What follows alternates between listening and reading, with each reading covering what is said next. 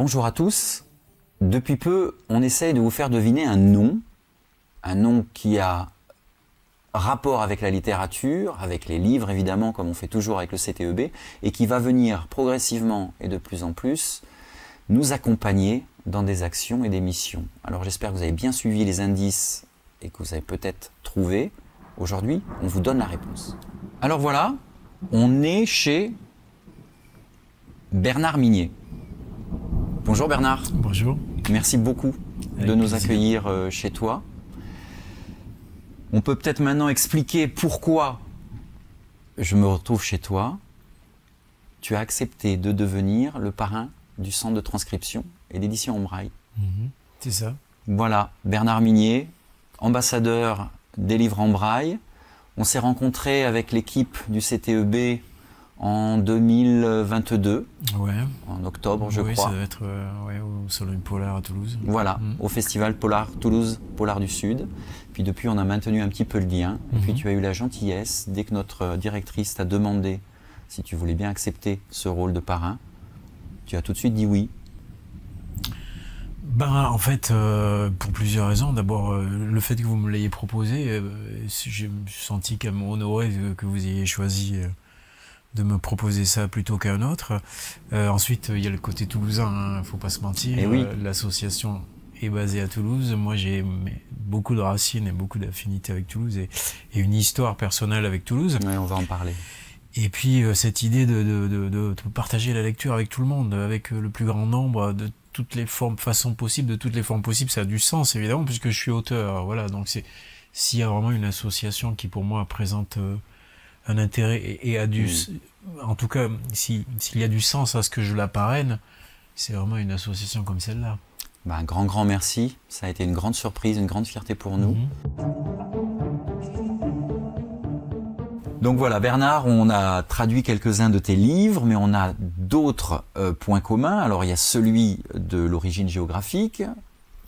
Tu es né à Béziers. Tu as grandi au pied des Pyrénées, dans les Comminges, dans le Comminges, pardon.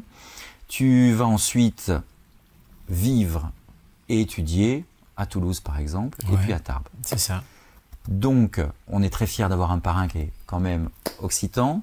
Bernard Minier, c'est aussi 4 millions de livres vendus. C'est en France. C'est des livres qui ont été traduits en 27 langues. 11 romans. Je vois que tu es bien enseigné, c'est ça. Depuis quoi? 2011 le premier? Je crois que c'est 11, mais j'ai pas compté. Voilà, c'était un roman qui a marché très fort tout de suite, qui était Glacé, le titre, et donc qui t'a intronisé lentement dans le milieu du polar. Alors plutôt rapidement même. Très rapidement, puisque ça a été tout de suite adapté même dans une série télé, pas mal de récompenses, et puis ensuite il y a eu 10 petits frères. Jusqu'à aujourd'hui, au dernier. Petit, c'est peut-être pas le terme qui convient, je suis plutôt ils sont comme du ça genre prolifique. Ils sont assez gros. Et j'imagine d'ailleurs quand il faut les traduire en braille, ce que ça peut représenter, parce qu'effectivement, j'écris pas des petits livres. Alors justement, tu me permets la transition. Le dernier de tes livres, et je sais que tu en écris un autre en ce moment même, c'est Un œil dans la nuit. Combien de pages au format poche?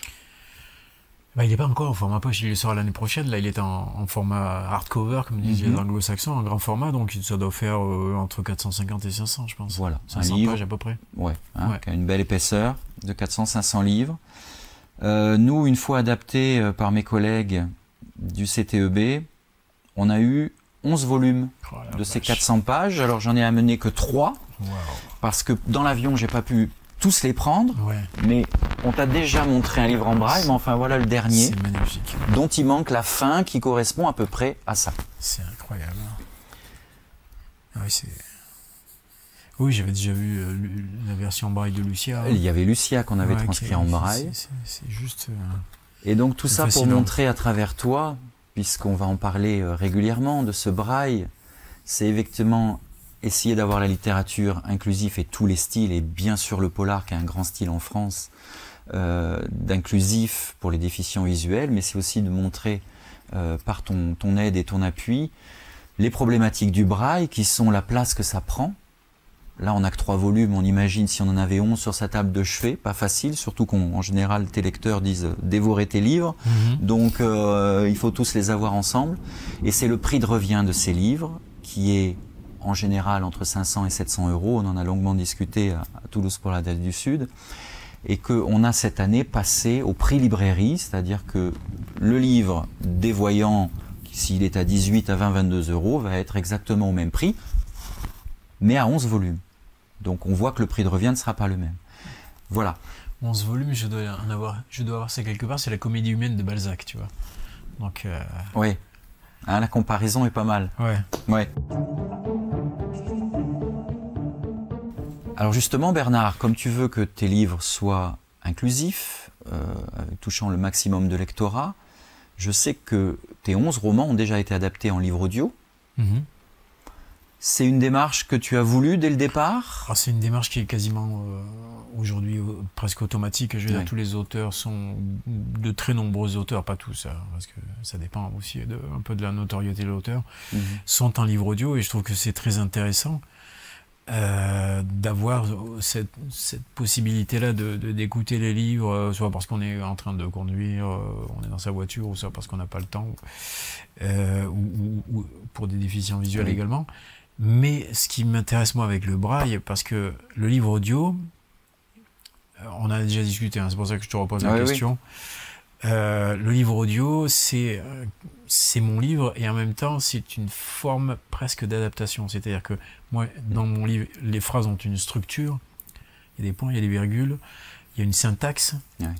Et j'ai un lecteur formidable pour la plupart de mes romans avec Martin Servais et Hugues Martel, par exemple. Lui, effectivement, il va essayer de coller à cette syntaxe, à cette ponctuation, mais en même temps, il y a des respirations, des pauses qui vont venir de son fait. Donc, c'est pas...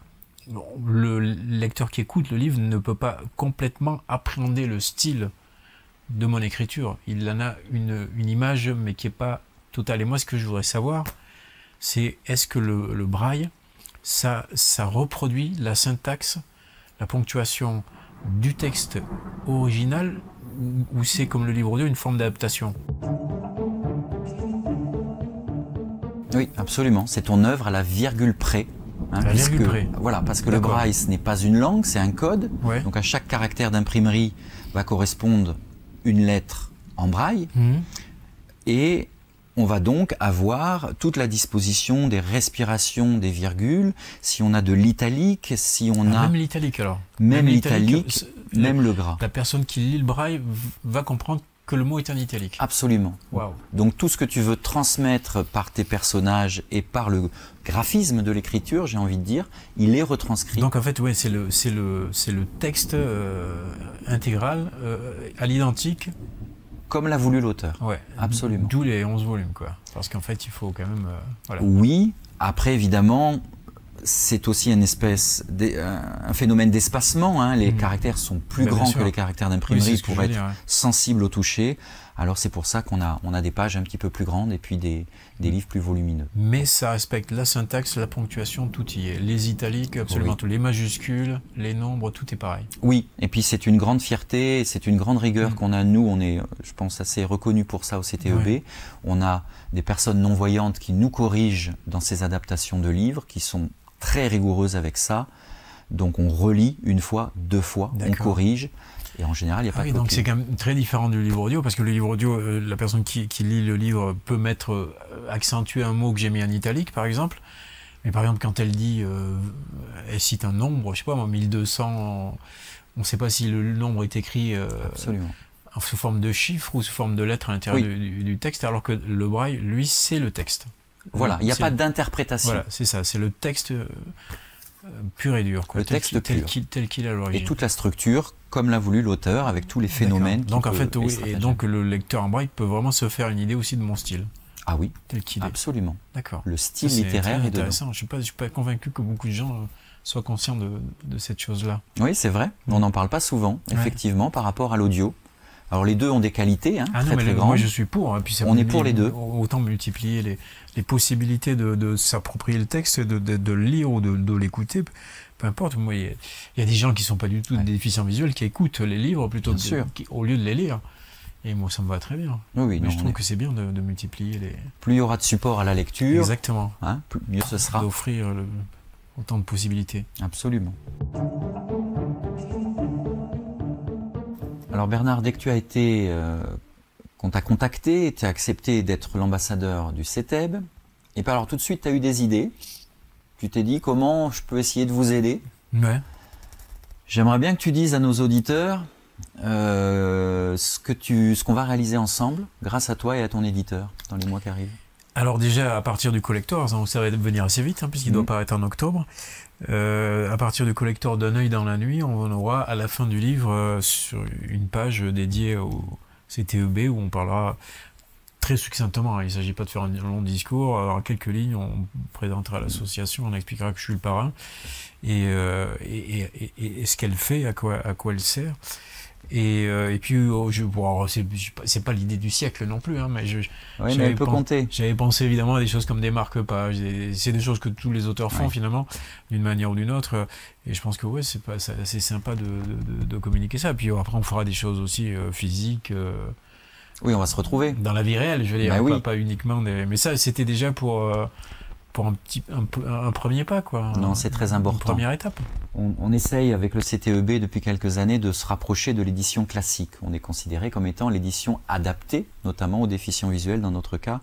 Donc c'est pas que des petites idées, parce que des marque-pages, je sais que tu fais énormément de salons, tu es très médiatisé, on peut te voir aux télévisions, radio, YouTube, etc. Donc si à chaque fois qu'on fait une dédicace, les personnes repartent avec un petit mot sensibilisant sur ton parrainage, mais aussi à l'édition adaptée. Et surtout là sur l'association, et surtout sur ce que vous faites, plus que vous parrainage, c'est ce qui est important. Et alors un grand merci à toi et XO Édition, ton éditeur, parce que du coup ça veut dire qu'à la fin de chaque livre de Bernard Minier, on a un petit mot qui dit « Je suis le parrain du CETEB, allez voir ce qu'ils font si ça vous intéresse, et puis surtout, éveillez les consciences à ce qu'il y a des livres en braille, et que c'est pas parce qu'on est aveugle qu'on ne lit plus, qu'on ne peut plus lire. » Bien évidemment. Mais donc ce sont pas des petites choses pour nous. Oui, c'est vrai que compte tenu du nombre d'exemplaires, j'ai la chance d'avoir beaucoup de lecteurs, ça peut être intéressant. Oui. On fera sans doute dans l'avenir d'autres choses. Oui. On espère se retrouver dans quelques mois pour quelques événements communs. Oui, c'est prévu. Puis moi, les occasions de retourner à Toulouse, c'est pas c'est pas le genre de choses dont je vais me priver. Bernard, j'ai envie de te poser une question qui est un petit peu périlleuse. Quel est ton lien avec le handicap visuel, la cécité? Est-ce que ça a touché quelque chose dans ta vie? Est-ce que tu t'es imaginé? Tu es quand même auteur de polar à suspense. Est-ce que tu t'es imaginé? Moi, je sais que ça a été mon cas personnellement et j'en ai parlé encore aujourd'hui avec quelqu'un. Est-ce que des fois on s'imagine devenir aveugle? Est-ce que c'est quelque chose qui a un lien quelque part? Alors oui et non. J'avoue que j'ai déjà pensé à avoir un personnage mais finalement j'ai renoncé à le faire parce que je me sentais pas ni légitime ni je pense que c'est quelque chose de tellement personnel, de tellement profond, de tellement que rester à la surface des choses juste pour avoir un personnage comme ça, je me disais non, c'est pas satisfaisant. On a tous, moi je me suis toujours posé la question, qu'est-ce que je ferais dans la vie si j'avais pas la vue? Et il se trouve que, alors je suis pas du tout déficient visuel, mais je suis extrêmement myope. Je veux dire, si on m'enlève mes lunettes ou mes lentilles, je vois plus rien. Je suis myope à un niveau très très bas. Oui, déjà handicapant.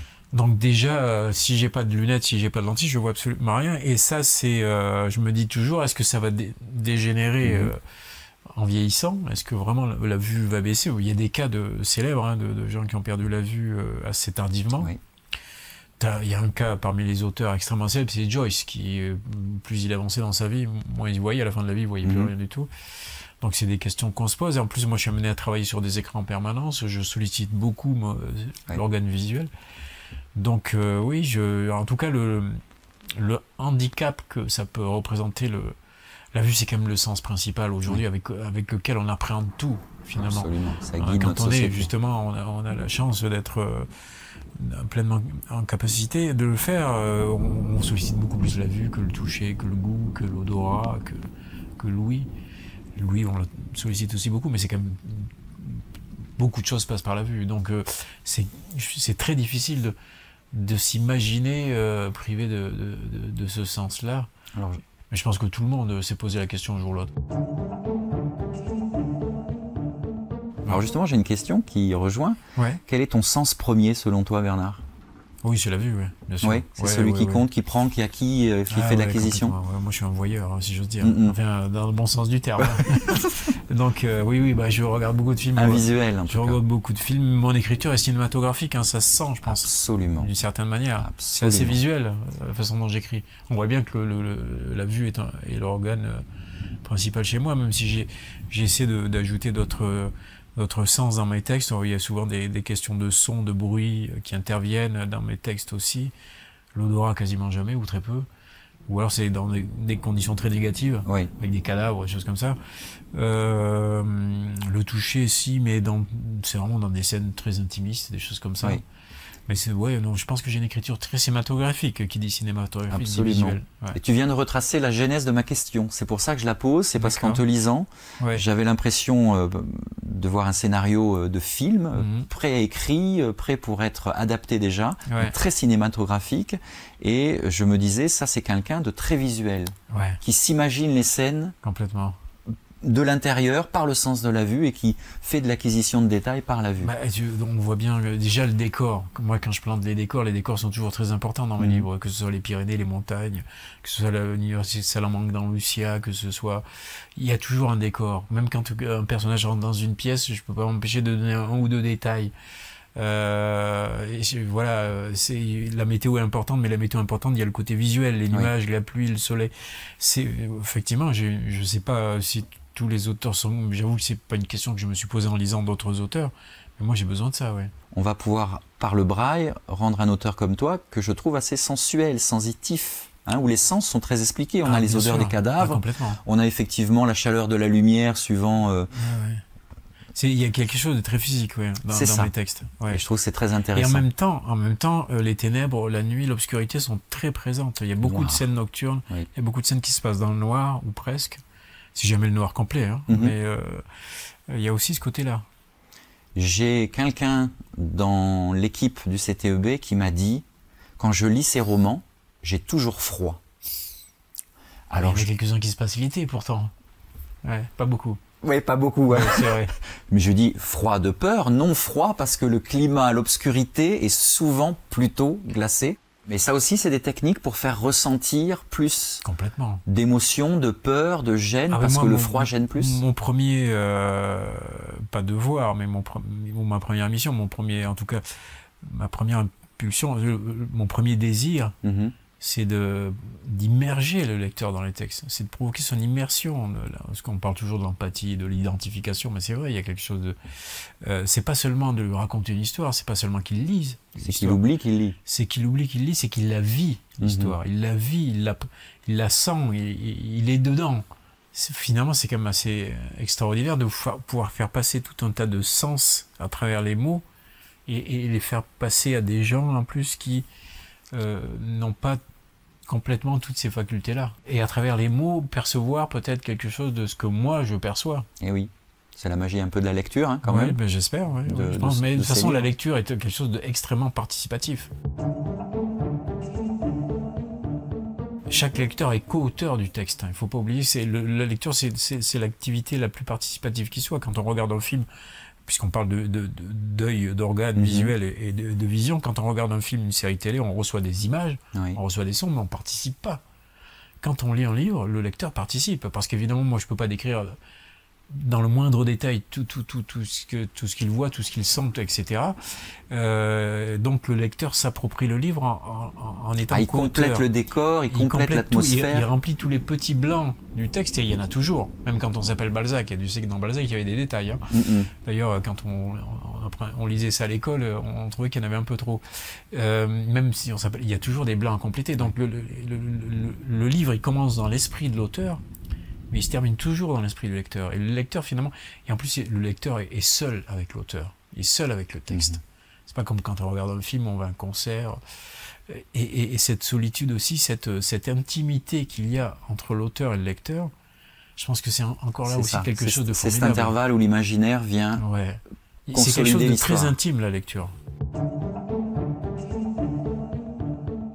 Bernard, tu as donc sorti ton premier roman, c'était en 2011, c'était Glacé, on l'a dit, qui a connu un succès immédiat. Tu avais quel âge à l'époque à peu près? Oh bah c'est très simple, j'avais 50 ans. Tout 50 ans, tout rond. Ouais. Alors ça veut dire qu'il y a eu une vie avant, des études, on l'a dit à Toulouse, je sais qu'il y a quelques années aux douanes. Ouais, oui, quelques années, ouais. Donc tu arrives quand même sur le tard, sur ce statut d'écrivain, de polar, à succès. Le succès, ça change quoi finalement pour toi? En fait, pas grand-chose parce que je me suis toujours préparé à écrire. J'écris depuis que j'ai une dizaine d'années. Dès que j'ai été en âge de lire, je me suis mis à écrire. J'ai fait les deux quasiment conjointement. Et j'ai écrit pendant très longtemps, des décennies, sans chercher à être publié, hein, uniquement pour moi, parce que j'avais besoin de ça. Donc, Glacé, c'était peut-être un exercice de style, mais j'étais assez préparé. Alors, j'aurais pu avoir du succès, j'aurais pu en avoir moins. Ça s'est passé comme ça, mais je savais déjà ce que je voulais faire, comment je voulais le faire. J'avais déjà une idée du livre suivant, comment j'allais l'écrire. Donc, c'était un objectif déjà d'être écrivain? Ouais, depuis toujours. Ouais. Et donc, je me suis pas laissé perturber par le succès. Au contraire, le succès, ça m'a permis la liberté de continuer à faire ça. Parce que si ça n'avait pas marché, bah, j'aurais continué dans les douanes. Et j'aurais continué à écrire le week-end ou pendant les vacances. Là, non, je me suis retrouvé libre d'écrire 7 jours sur 7. Mais c'est quelque chose que je faisais déjà pendant tout mon temps libre. Et j'ai continué à le faire de la même manière. C'est-à-dire, je suis quelqu'un de discipliné, de carré. Voilà, je suis pas quelqu'un qui procrastine, en tout cas pas pour l'écriture. Pour d'autres choses, peut-être, mais pas pour l'écriture. Et donc, j'ai cette colonne vertébrale qui m'a servi. Et finalement, quand j'écris, je pense pas trop ni au succès, ni au lecteur, ni à la critique. Non, j'écris juste ce que j'ai envie de... Je l'ai dit plein de fois, j'écris ce que j'ai envie de lire. Je suis lecteur avant d'être auteur. Et les questions du succès, tout ça, ça reste annexe. Je trouve que c'est important parce que on entend beaucoup parler que beaucoup de gens, et peut-être encore plus depuis l'interruption avec la Covid, se sont mis à l'écriture. Il y a eu du temps pour... il y en avait déjà beaucoup avant. Hein. Il y en avait déjà beaucoup, mais il paraît que les éditeurs reçoivent énormément de manuscrits. On a des processus qui permettent maintenant d'écrire beaucoup plus vite, d'envoyer des scénarios ou même de s'éditer soi-même. Donc je trouve que c'est très très important voilà, d'avoir ce message, de dire aux gens, mais j'avais déjà ça en colonne vertébrale, ma vie était différente, elle était remplie d'autres choses, mais persévérez, faites ce que vous ressentez à l'intérieur. Bah, tu as prononcé un mot qui est vite. Et ça, c'est le danger aujourd'hui. Tout le monde veut aller vite. Oui. Tout le monde veut arriver vite, veut faire les choses vite. Non, quand on écrit, la vitesse, ça marche pas. Il faut y aller pas à pas. Moi, j'écris pas 20 pages par jour. Hein. Oui. Je suis pas Simon. Alors, de temps en temps, il y a un Simon qui apparaît, qui écrivait un roman en 12 jours et qui a publié une œuvre magistrale, magnifique. Il y a des hauts et des bas, mais c'est normal quand on a publié autant de romans que lui. Mais moi, je suis pas capable de faire ça. La plupart des gens ne sont pas capables de faire ça. Moi, la vitesse, c'est l'ennemi, je trouve. C'est la première chose que je conseille aux écrivains débutants, la patience. Prenez le temps. Ne soyez pas pressés. N'allez pas plus vite que la musique. Laissez reposer votre texte, oubliez-le, puis reprenez-le, et ainsi de suite. Recherchez, expérimentez. Et surtout, voilà, travaillez votre texte, mais ne soyez pas pressés. Ne soyez pas pressés d'arriver. Sans doute, ce qui m'a aidé, c'est que moi, je comptais pas avoir le succès que j'ai eu, finalement. J'ai envoyé ce texte aux maisons d'édition. Il était déjà assez tard dans ma vie. Donc, si ça marchait, tant mieux. Si ça marchait pas, tant pis. Mais c'était pas... Et surtout, j'ai pris le temps de glacer. J'ai mis 2 ans et demi, quand même, à l'écrire. Ah, quand même. Oui, alors après, j'avais un métier à côté. Donc, ça change pas mal de choses. Mais j'ai vraiment pris du temps. Je me suis pas précipité. Il y a une forme de résilience aussi quand on écrit, hein, parce que ça marche pas tous les jours, on n'a pas toujours des bonnes idées. Il faut, et puis surtout de persévérance, quoi, d'obstination même, quelque part. Des fois, elle aide aussi à prendre des directions. Moi, je considère qu'être têtu, c'est une qualité. Bon, alors je vais résumer à ma façon. Patience, comme tu l'as eu avec nous aujourd'hui pour cette interview. C'était un plaisir. Merci pour tout le temps que tu nous as donné et pour toutes ces réponses. Et puis, persévérance, et là j'ai envie de me tourner chez les personnes avec un handicap visuel. Persévérance, et j'ai envie de dire lisez. là on est convaincu, hein, on prêche la même parole. Lisez, apprenez le braille. Ouais.